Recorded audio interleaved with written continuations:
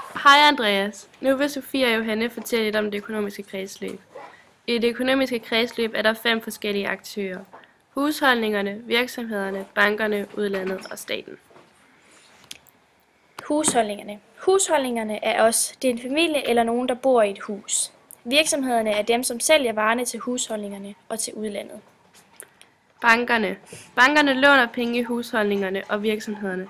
Samtidig får de penge af husholdningerne og virksomhederne, fordi vi har vores penge til at stå i banken. Udlandet. Vi har både import og eksport med udlandet. Importen er alt det, vi importerer til Danmark. Det kan være tøj. Eksporten er det, vi eksporterer eller sælger til udlandet. For eksempel bacon og Lego-klodser. Hvis betalingsbalancen er positiv, har vi eksporteret mere, end vi har importeret. Staten. Staten betaler for velfærdsydelser, f.eks. sygehuse, tandlæge, læge blandt andet. Det koster mange penge. Så derfor betaler husholdningerne og virksomhederne skat til staten, så det hele kan løbe rundt. Nu til, hvordan det hele er forbundet. Staten er forbundet med husholdningerne, fordi de betaler velfærdsydelserne i Danmark, og omvendt betaler husholdningerne skat til staten. Staten er også forbundet med virksomhederne på den måde, at virksomhederne også betaler skat til staten. Staten hjælper virksomhederne ved, at de f.eks. ikke skal betale moms, og staten køber også noget af virksomhederne, f.eks. skolebøger.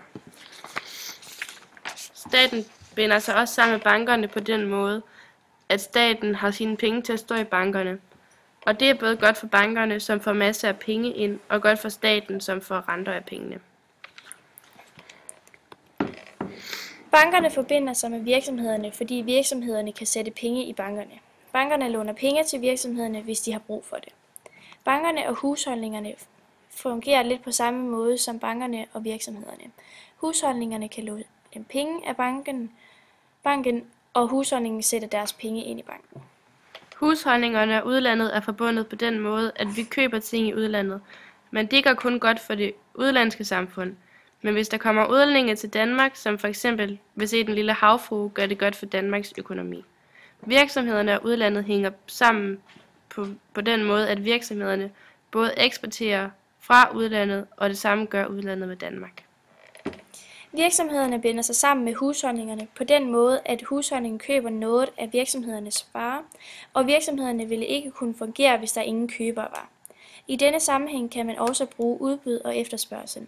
Hvis der ingen købere var, må virksomhederne sætte priserne ned for at kunne sælge, og hvis der mange købere var, kan virksomhederne sætte prisen op, fordi der er stor efterspørgsel.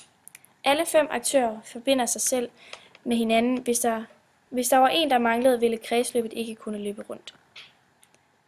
Farvel.